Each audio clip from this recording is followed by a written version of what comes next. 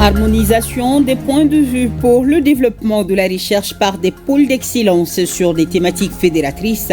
Voilà une des recommandations phares qui a sanctionné la fin des travaux de la conférence des responsables d'institutions d'enseignement supérieur de la Confédération des États du Sahel. Youssouf Diakité nous fera le point de la cérémonie de clôture.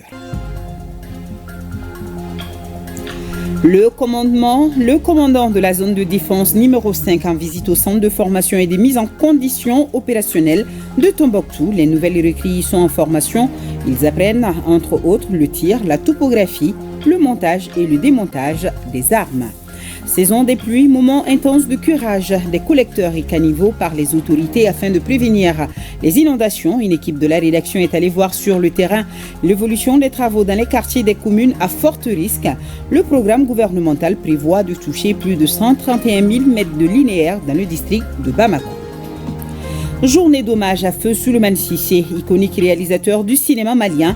Le parcours de l'homme et l'héritage laissé à la nouvelle génération mis en relief pour perpétuation lors de ces journées organisées conjointement par le ministère en charge de la culture et la Fédération nationale du cinéma et de l'audiovisuel.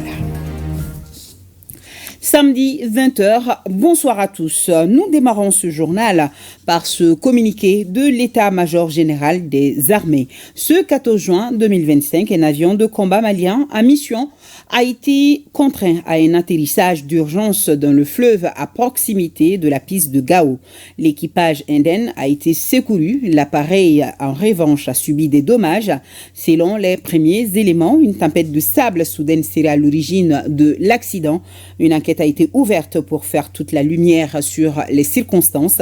L'état-major général des armées salue le sang-froid des pilotes qui ont évité une tragédie au sol, ainsi que la réactivité des piroguiers, des secours et des forces de sécurité.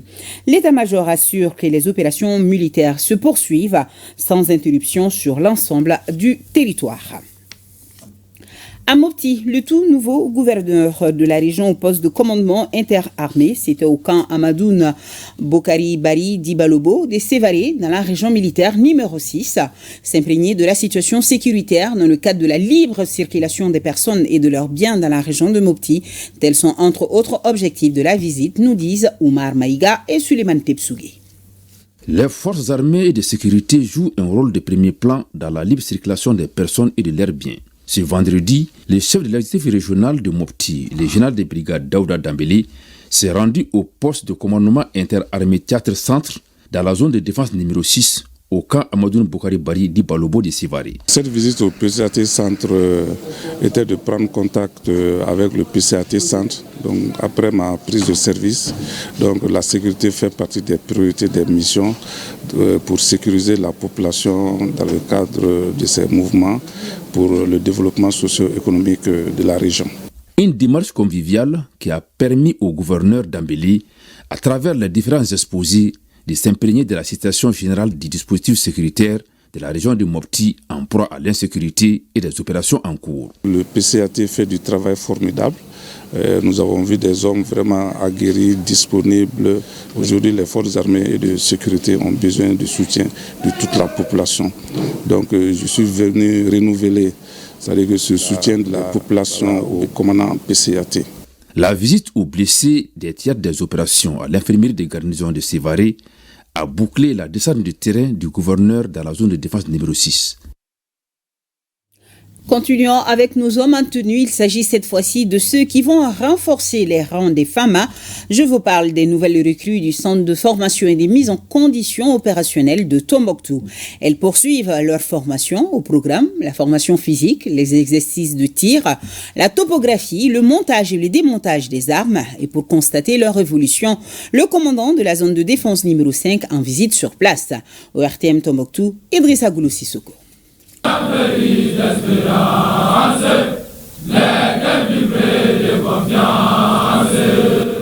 Mon Montée des couleurs et activités sportives très tôt le matin, voici ce à quoi ressemble le démarrage de la journée des nouvelles recrues de la formation commune de base du centre de formation et de mise en condition opérationnelle de Tombouctou. Ensuite, il s'agit pour ces élèves de se retrouver en salle pour les cours de topographie, d'armement, de démontage et de remontage des armes et des exercices de tir à l'arme. En 2 mois de formation, les nouvelles recrues ont pu se familiariser avec le métier des armes. Librement, librement. Soldats engagés librement, librement. Soldats engagés librement, librement. La formation des recrues se déroule normalement. C'est un programme donné par la hiérarchie militaire qui se porte sur 4 composantes. La première composante est la formation physique militaire. Et la deuxième composante, c'est la formation militaire générale. Et la troisième composante, c'est la préparation opérationnelle. Et la quatrième composante, c'est la connaissance spécifique d'actualité. Donc, le but recherché par ces 4 composantes est de faire en sorte que la nouvelle recrue, dès sa sortie du centre, doit être capable d'être déployée sur le théâtre des opérations. Il y a beaucoup de corporations dans la formation, à savoir l'armée de terre, l'armée de l'air, la gendarmerie nationale, la garde nationale, la protection civile et la police. En vue de s'assurer du bon déroulement de la formation, le commandant de la zone de défense numéro 5, le colonel Seydou Bassirou Nyangado, et son staff ont rendu visite aux nouvelles recrues. Après les salutations d'usage, le commandant leur a prodigué des conseils, notamment la discipline, la rigueur et le don de soi afin d'honorer les serments, à savoir la défense de la patrie.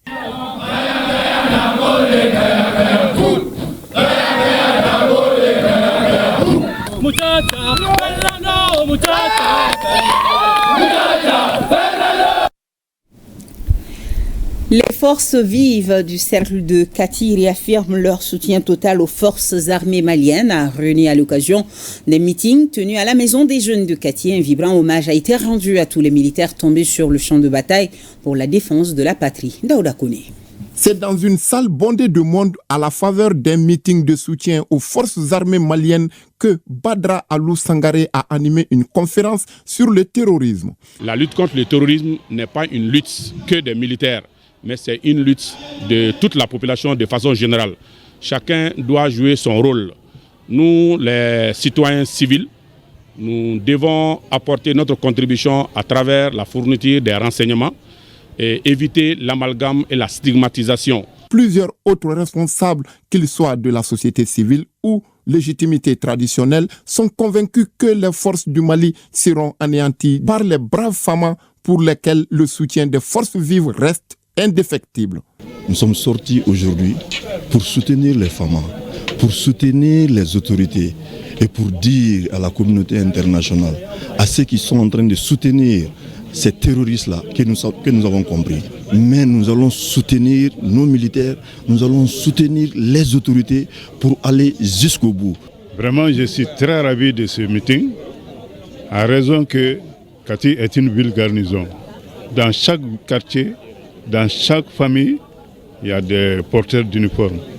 Si ce meeting se fait à Kati ici, nous sommes très ravis, nous sommes très contents et nous souhaitons bon vent aux forces armées. En plus des interventions, cette grande mobilisation des forces vives de Kati a été marquée par une collecte de fonds. La somme collectée sera remise à qui de droit pour soutenir financièrement les forces armées maliennes. Les évêques du Mali sortent satisfaits de la mini-session tenue du 12 au 13 juin à l'archevêché de Bamako. La rencontre a permis de débattre de sujets comme la situation préoccupante de l'enseignement catholique, la paix et la sécurité, les questions liées à la jeunesse et aux migrations, des points déterminants pour l'orientation de la mission pastorale, nous précise Fademba Keïta. Face au nombreux défis qui minent la bonne marche des activités spirituelles et socio-économiques, il est souvent nécessaire, comme le recommande le Seigneur Jésus-Christ, d'organiser des petits espaces de réflexion ponctués de prières ou d'imploration. Cette mini-session des évêques du Mali, tenue dans le cadre des missions de la conférence épiscopale, s'inscrit dans ce cadre. Les 2 jours d'échange leur ont permis d'aborder les questions urgentes et essentielles pour l'orientation de la mission pastorale confiée à l'Église catholique. Cette mini-session, tout comme la 5e Assemblée générale de la CERAO, conférence épiscopale réunie de l'Afrique de l'Ouest tenue à Dakar du 5 au 12 mai dernier, à laquelle ont pris part les évêques du Mali, constituent des cadres de réflexion collectifs aux défis majeurs. La paix et la sécurité, les questions liées à la jeunesse et aux migrations, la mission prophétique de l'Église dans des contextes politiques fragiles, la protection des personnes vulnérables, notamment les enfants. Les évêques du Mali estiment que c'est dans la symbiose avec leurs frères musulmans qui viennent de passer une bonne fête de Tabaski ponctuée de sollicitations du prophète Mohammed, paix et salut sur lui, qu'un engagement collectif reste impératif pour un avenir de paix et très radieux pour le pays. Les évêques du Mali réaffirment leur volonté de rester aux côtés du peuple malien dans sa quête de justice, de dignité, de réconciliation et de cohésion nationale. Dans un contexte national difficile, marqué par des crises multiformes, les évêques tiennent à redire à chaque Malienne et chaque Malien que l'espérance est non seulement possible, mais indispensable. Le Mali nouveau ne se construira pas uniquement par les décisions des responsables du pays, mais par la conversion des cœurs et l'engagement de chacun à œuvrer pour un avenir meilleur. Le ministre des Affaires religieuses, du culte et des coutumes apprécie leur démarche et engagement pour le pays. La session ordinaire des évêques du Mali est l'instance suprême des grandes décisions, des grandes orientations pour l'Église catholique. Et donc c'est l'occasion pour nous de venir accompagner cette Église qui a tout donné au Mali et qui travaille pour le développement, pas seulement de la foi chrétienne, mais pour le développement même du Mali. Dans la tourmente que traverse l'enseignement catholique, les évêques du Mali s'engagent et implorent le Christ ressuscité pour la réussite du processus de renouveau de l'école catholique lancé, le maintien de l'excellence pédagogique et l'autonomie progressive des établissements. Et dans ce communiqué, le président du Conseil économique, social, environnemental et culturel informe les conseillers de la République, les membres associés, les invités et la presse que la cérémonie de clôture des travaux de la 8e session ordinaire de la 6e mandature pour raison d'agenda sera retardée de quelques heures, initialement prévue pour le lundi 16 juin à 11h. Elle se tiendra à 15h, mise en place terminée 14h30 au siège de l'institution à Koulouba en présence de Monsieur le Premier ministre, chef du gouvernement. Le président du Conseil économique, social, environnemental et culturel sait compter sur la bonne compréhension de toutes et de tous.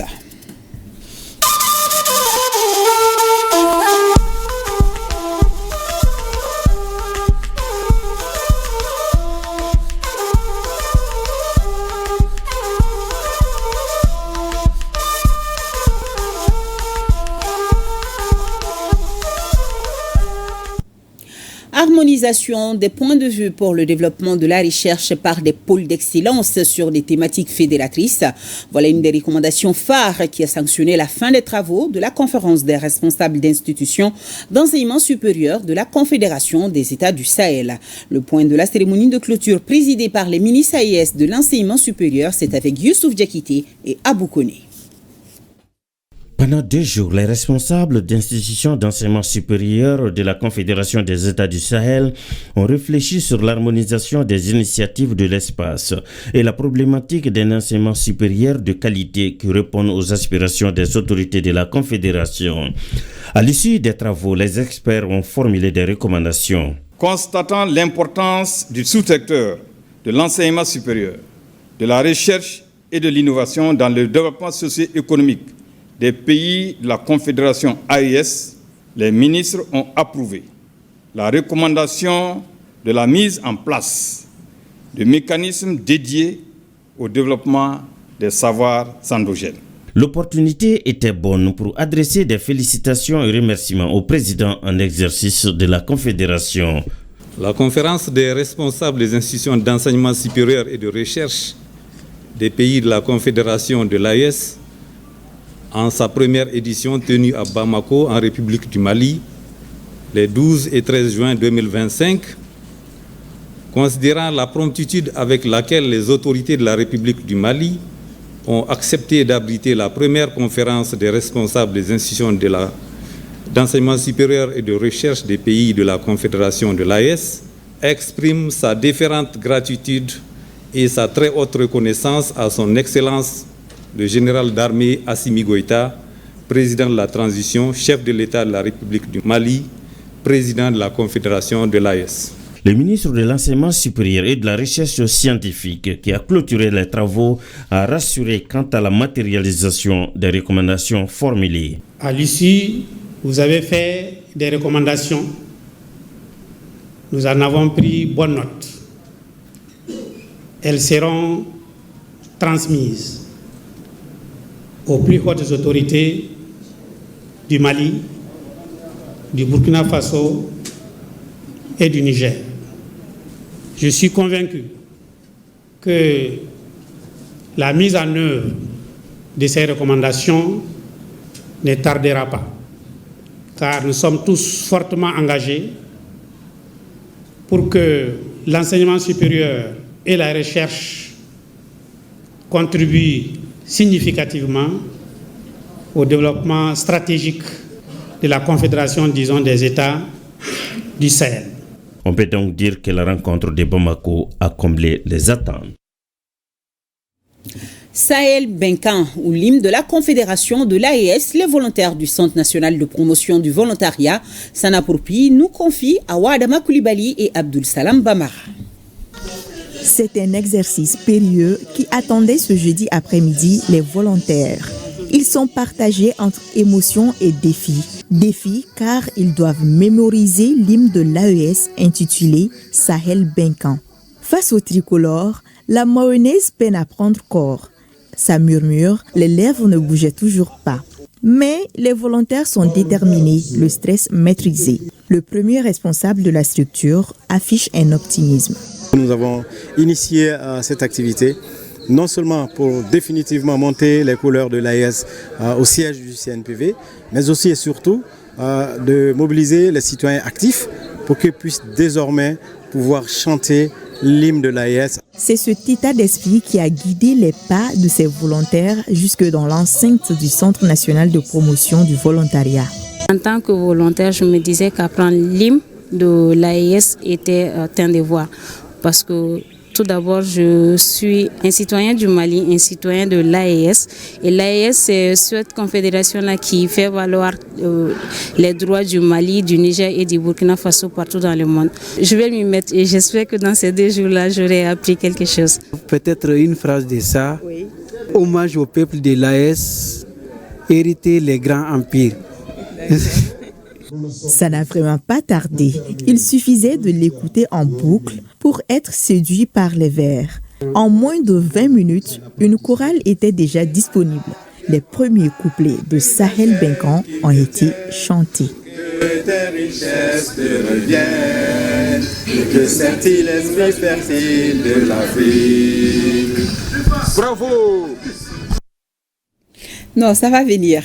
Un mot de cette signature de convention de prêt entre le Niger et la Banque ouest-africaine de développement, BOAD, pour un montant de 50 milliards de francs CFA. Abari Amiti Ousmane Stani Abdou nous donne plus de détails.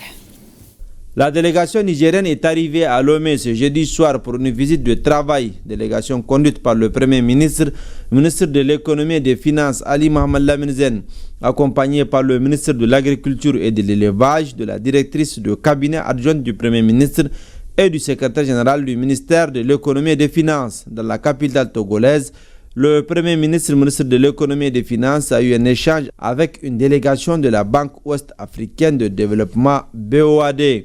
Les 2 délégations ont longuement échangé sur les relations économiques et financières entre elles, mais aussi la situation régionale, continentale et même mondiale. des échanges autour des appuis financiers, des assurances et des garanties, notamment dans le secteur bancaire. Après ces échanges fructueux, la BOAD et le Niger signent une convention de prêt à hauteur de 50 milliards de francs CFA. Cette signature est intervenue dans un climat de confiance entre la Banque régionale et le Niger. La République du Niger est actionnaire de la Banque ouest-africaine de développement. Et nous travaillons avec la République du Niger, non pas simplement en tant qu'actionnaire, mais également en tant que client. Donc, le client vient nous voir, nous faire part de son sujet, qui, s'agissant de Sonybank, est un sujet de liquidité, de renforcement des fonds propres, d'une part, mais également de liquidité. Je comprends que la République du Niger a comme objectif de rendre le système bancaire domestique liquide, d'injecter de la liquidité, étant elle-même actionnaire de Sonybank, la banque centrale des États d'Afrique de l'Ouest, qui s'intéresse à cette question de stabilité du système bancaire. Donc c'est une forme d'accord tripartite. C'est à Lomé, capitale togolaise, ville hospitalière, partenaire stratégique de l'Alliance des États du Sahel AES, que se déroule cette cérémonie stratégique. Il s'agit véritablement d'une intervention de l'État du Niger pour empêcher que la première banque nigérienne s'enlise. Ce montant permettra évidemment de corriger le dysfonctionnement, de permettre à cette banque de respecter tous les ratios prudentiels et de lui permettre de disposer de la trésorerie et de continuer à financer l'économie. Le Niger est actionnaire mais aussi client de la BOAD. Les relations sont bonnes et la Banque ouest-africaine de développement soutient le Niger en raison des perspectives que le pays présente. Un taux de croissance de plus de 7% et une économie stable. La sortie des élèves officiers d'actifs de la 24e promotion de l'Académie militaire Georges Namoano de Pau se prépare activement. 135 stagiaires, dont 110 nationaux, prêts pour le commandement. La sortie de promotion est un événement présidé par le chef de l'État, le capitaine Ibrahim Traoré. Nous font savoir Issoufou Kaboré et bienvenue Taonsa. À l'Académie militaire Georges Namoano de Pau, les petits plats sont mis dans les grains pour la cérémonie de fin de formation pour 135 stagiaires de la 24e promotion, dont 110 nationaux et 25 de pays amis. Parmi les pays amis, on peut compter 2 Béninois, 2 Maliens, 2 Togolais, 2 de la Guinée-Conakry, 2 Camerounais, 2 de Djibouti, 7 de la Centrafrique. Il faut noter également que parmi les nationaux, pour cette année, on compte parmi eux 10 anciens VDP. Fierté, confiance animent les récipiendaires prêts pour le commandement. En gros, le moral est haut après 2 ans de formation. Prêts à servir et même au péril de nos vies. Choses qui nous ont été enseignées à l'Académie militaire ici. Et c'est ce que nous avons pris comme engagement. Et nous leur disons qu'il y a des officiers aguerris qui sont en train de venir sur le champ de bataille pour appuyer nos valeureux dévanciers qui étaient déjà sur le champ. La formation s'est axée sur 6 grands domaines. La formation à l'exercice de l'autorité, la formation à la mission opérationnelle, la formation générale, la formation sur l'éducation physique, militaire et sportive et les formations spécifiques. À l'intérieur des formations spécifiques, nous avons plusieurs modules qui sont développés, notamment le module sur l'emploi tactique des drones, le module sur le combat motorisé, le module sur les engins explosifs improvisés, le module également sur le directeur de mise en œuvre des explosifs.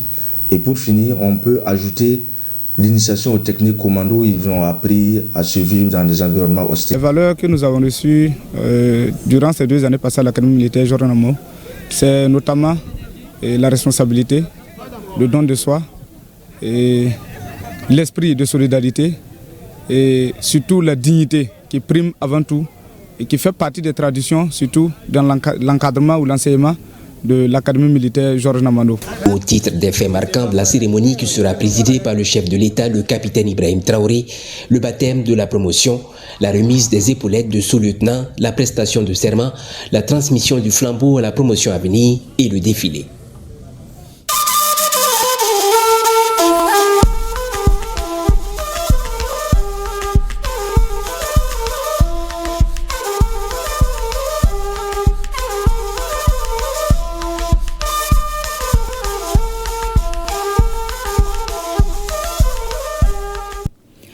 Ici au Mali, le centre agroalimentaire de Sibi abrite la première édition du Salon des innovations agricoles du Mali. Innovation agricole et autonomisation, accélérer la transformation agricole durable au Mali, c'est le thème choisi. L'initiative entend contribuer à optimiser les productions agricoles au Mali. Envoyés spéciaux, Tchemoro Konate, Siriki Balo. Centre agroalimentaire de Sibi transformé en centre des innovations agricoles et ce pendant 3 jours. Ainsi, c'est parti pour Siama.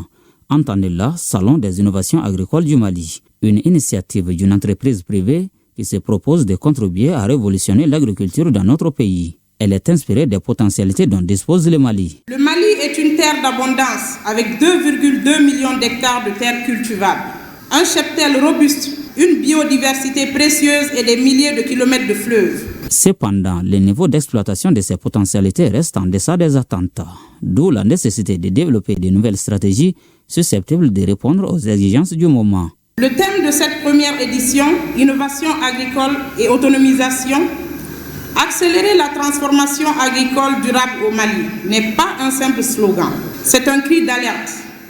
C'est aussi un acte de foi, foi en notre capacité collective à changer le destin de nos campagnes, foi en nos producteurs, foi en notre jeunesse et en nos femmes. Ce centre est à but non lucratif dont l'objectif principal est d'appuyer et d'accompagner le gouvernement du Mali dans sa politique de formation, d'insertion socio-professionnelle et de lutter contre le chômage. Il assure surtout la formation des jeunes filles et des femmes organisées en association ou en coopératives structurées. Il s'agit là d'un cadre de rencontres, d'échanges et de partage d'expériences en adéquation avec la démarche adoptée par le département en charge de l'emploi, conformément aux orientations déclinées par le président de la transition. Mettre en lumière les innovations agricoles, qu'elles soient issues des producteurs, des chercheurs ou des entrepreneurs, encourager l'adoption des nouvelles technologies et de bonnes pratiques sur l'ensemble de la chaîne de valeur, stimuler la coopération entre les acteurs nationaux et internationaux pour accélérer la modernisation du secteur. Mon département œuvre à renforcer l'enseignement technique et professionnel dans les domaines tels que l'agroéconomie, l'agro-industrie, la transformation et les technologies agricoles. C'est un programme alléchant que propose cette première édition du Salon des innovations agricoles du Mali. On retient volontiers des sessions de formation, une exposition des produits agroalimentaires et surtout des animations culturelles, offrant ainsi un cadre ludique aux participants. Cette cérémonie de lancement a été sanctionnée par une visite guidée des stands abritant en substance des produits agroalimentaires. Instituée par les Nations Unies en 1974, la Journée mondiale de l'environnement est devenue un rendez-vous incontournable pour y réfléchir, sensibiliser et agir face aux défis écologiques. Au Mali, cette dynamique s'est traduite par la 2e édition de la remise des distinctions pour la protection de la santé et de l'environnement à l'initiative de la Fondation Santé Environnement. Compte rendu Soumaou Aïdara Barakoumaïga. Le 5 juin n'est pas un jour comme les autres. C'est le jour où la planète appelle à l'aide contre les déchets plastiques. Des hommes, des femmes, des organisations s'engagent dans la préservation de l'environnement et la sensibilisation contre la pollution plastique. Au Mali, leur cause n'a pas été vaine. Leur engagement a été vu, salué et surtout récompensé. La Fondation Santé Environnement, avec le soutien de la BIM-SA, a distingué celles et ceux qui se battent pour un Mali plus propre. C'est le travail bien fait qui paye. Mais je ne m'attendais pas à une distinction, pas du tout. Nous avons nos objectifs qui se recoupent. Nous avons la même vision et nous avons la même finalité pour ces pays-là, le bien-être. Ces distinctions mettent en exergue la recherche-action, l'innovation, la promotion du genre, des jeunes, la valorisation de l'action communautaire, l'amplification de la sensibilisation et de la communication. À travers le sponsoring de cette campagne de ramassage des sachets plastiques, la BIM vient de démontrer sa volonté ardente de toujours être un modèle de banque citoyenne, contribuant au bien-être des populations, laquelle action est inéluctablement salvatrice car elle sauvera de nombreuses vies. L'événement a été ponctué par une conférence engagée appelant à l'abandon des sacs plastiques à usage unique et à l'adoption de récipients réutilisables. Des sachets d'eau qu'on utilise une seule fois on jette, les sachets de 100 francs, de 10 francs, de 5 francs qu'on utilise une seule fois et on jette. Pourquoi ce plastique? Parce que ce genre de plastique ne se dégrade pas. Ça s'effrite, ça se fragmente. Deux dates, deux causes, une même urgence, celle de protéger notre environnement et nos ressources. Pour cette 26e édition, les thèmes internationalement retenus sont mettre fin à la pollution plastique mondiale pour la journée mondiale de l'environnement le 5 juin et restaurer les terres, exploiter les opportunités pour la journée internationale de lutte contre la désertification et la sécheresse le 17 juin. Ces deux journées, bien que distinctes, convergent vers une même finalité, la préservation de notre planète et la construction d'un avenir durable pour tous. Tour à tour, sur un tableau, chacun a signé un engagement, à savoir « Je m'engage pour un Mali sans déchets plastiques », un geste collectif pour un avenir plus propre, plus responsable en vue de préserver notre cadre de vie. Et toutes nos excuses, il fallait plutôt retenir le directeur général de la BIM et non de la BDM qui est intervenu lors de ce reportage. Plus de 131 000 mètres linéaires de collecteurs et de caniveaux doivent être curés dans le district de Bamako. Le gouvernement a procédé depuis plus d'un mois au lancement de ces travaux de curage afin de minimiser les risques d'inondation pendant la saison des pluies. Le curage est en effet un entretien indispensable, surtout dans les quartiers des communes à fort risque. Ici, à l'ERTM, nous avons décidé d'aller voir sur le terrain l'évolution de ces travaux d'utilité publique. Suivons donc Ibrahim Kaoukounate et Siriki Koulibaly. Tienkoulé, Farakoba, Bankoni en commune 1, Moussabougou, Djanegela et Nyamakoro en commune 6 sont parmi les quartiers concernés par cette opération de curage des caniveaux. Objectif, assurer le bon fonctionnement du réseau de drainage des eaux pluviales. Nous avons identifié assez de caniveaux, assez de collecteurs en lien avec les services techniques de l'État, notamment les SRCPN au niveau de la mairie de la commune 6. Et vous allez le constater après.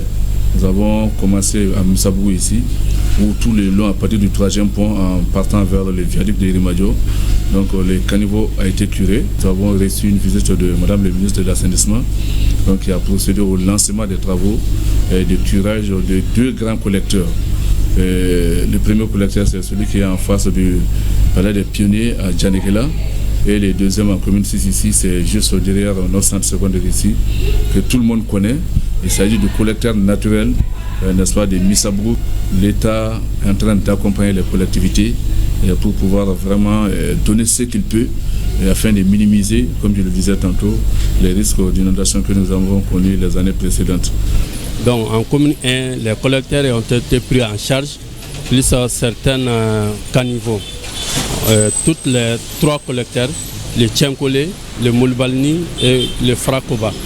Après, il y a eu la rue Samba Diallo, rue Nelson, passant de Nelson Mandela en traversant la commune 1 et la RN27 qui est en chantier maintenant. Donc les entreprises sont en plein d'œuvre dans les travaux et la mairie plus nos services techniques, nous sommes en train de suivre les travaux et l'évacuation des débris dont les travaux ont été effectués. Lancé depuis le 15 mai dernier par les plus hautes autorités, les collectivités et la population s'activent au quotidien pour la réussite de l'opération. Vraiment, pour éviter ce qui s'est passé l'année passée, il faut aller dans la prévention. Donc vraiment aller nettoyer les caniveaux, les fossés, les nids de marigots, les tas d'ordures qu'on a dans nos quartiers. Il faut vraiment qu'on aille à fond dans les travaux pour éviter vraiment tous les dégâts que les inondations de l'année passée nous ont causés. Pour une bonne évacuation des eaux pluviales, cette opération préventive initiée par le gouvernement permet d'éviter de nombreux désagréments dans la capitale. Du nouveau dans le domaine des consultations médicales, il s'agit de la plateforme Géri Pharma. Lancée au Mali, la plateforme Géri Pharma est une solution d'accès aux soins et services de santé de qualité via une application numérique. Ba Traoré nous donne plus de détails. C'est une révolution qui s'opère dans la prise en charge des malades. La solution Géri Pharma est lancée au Mali. L'application constitue une innovation car elle permet aux malades, sans même se déplacer, de fournir toutes les informations concernant sa pathologie pour permettre au médecin de poser un diagnostic et de proposer un traitement, ce qui va permettre de gagner du temps et de réduire les coûts de traitement. L'application elle est liée à une plateforme d'interchange d'informations entre pharmaciens, les biologistes, les imageries et le médecin praticien. Et le médecin, une fois qu'il a fait des exercices digitaux, c'est-à-dire des prescriptions, le dossier médical, c'est dans une base de données qui est dans un serveur qui est protégé de normes internationales. Le Mali sera le premier pays de l'Afrique à bénéficier, parce que je suis originaire du Mali. Donc, comme on dit, la charité bien ordonnée commence par soi-même. Mais nous avons des projets et nous avons des représentants qui vont travailler avec nous au Gabon, en Angola, en Namibie. Donc, nous avons le projet d'extension qui commence déjà. Le public venu nombreux au lancement reconnaît l'utilité du projet Géri Pharma. Selon de nombreux intervenants, l'application trouve toute son importance dans les cas précis de voyage. Géri Pharma, c'est une application qui a été développée pour aider la population malienne et les professionnels de santé. En quoi ça consiste ?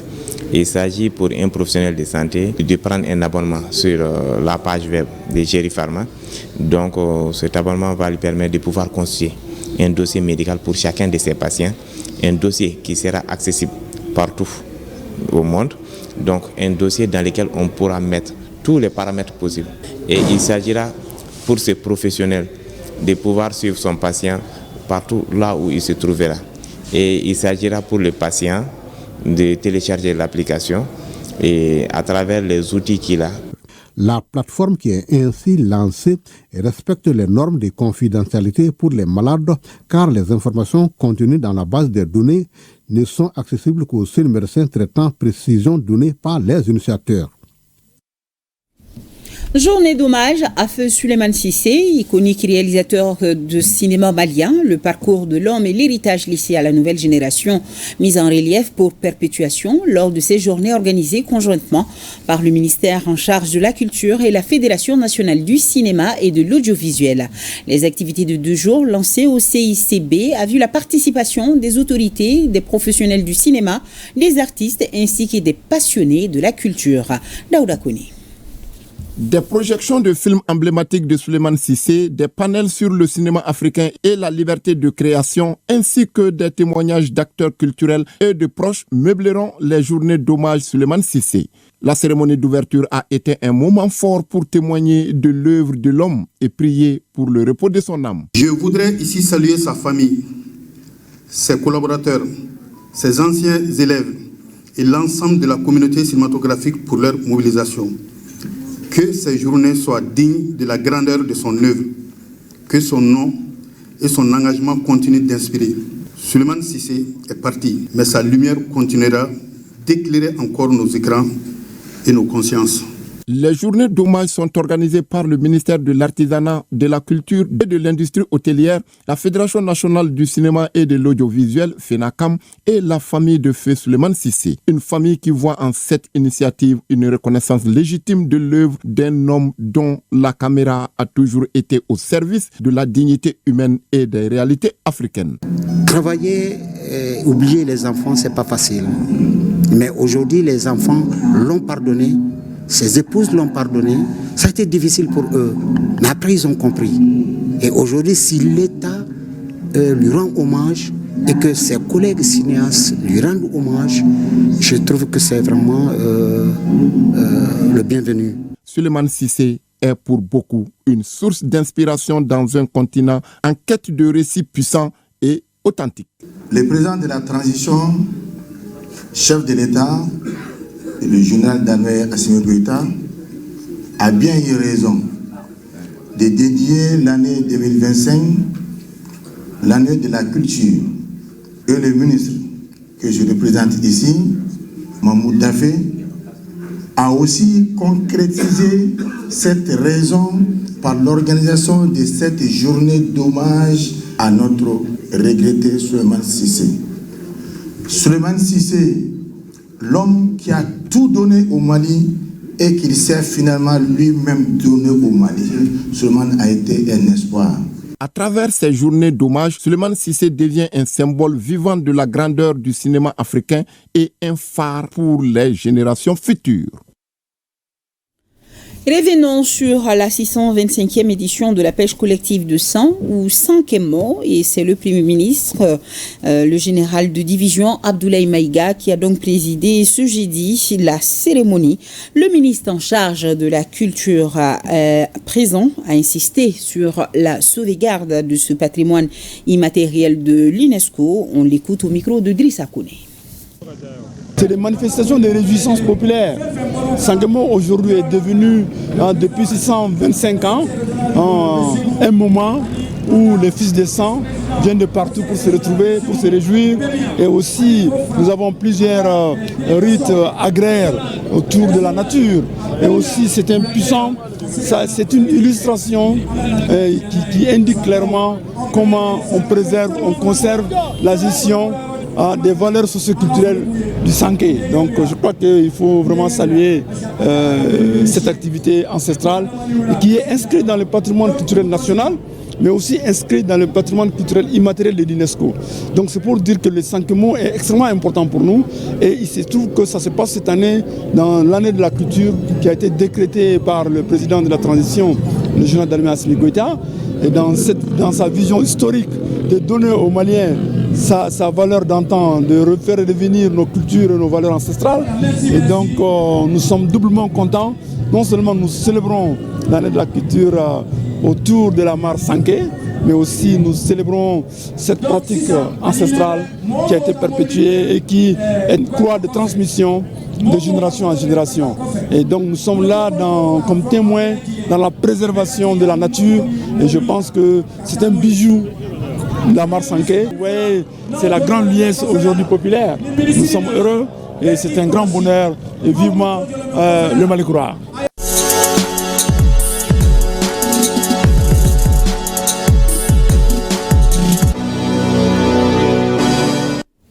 Oui, monsieur le ministre, vivement le Malikoura. C'est sur cette bonne note que je reçois Siragatou Sissé. Bonsoir. Bonsoir, Nyanya Le Traoré. Et nous allons parler de sport.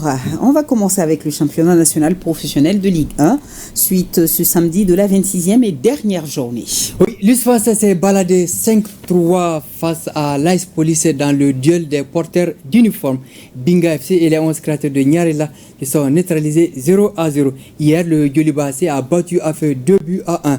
L'AS Bakardian de Baraweli boucle la saison par une victoire 2-0 face à l'Union sportive de Bougouba. Demain dimanche, l'événement reste marqué par la remise officielle du trophée de champion au stade malien de Bamako à l'issue du match contre l'ASCO au stade Mamadou Konaté.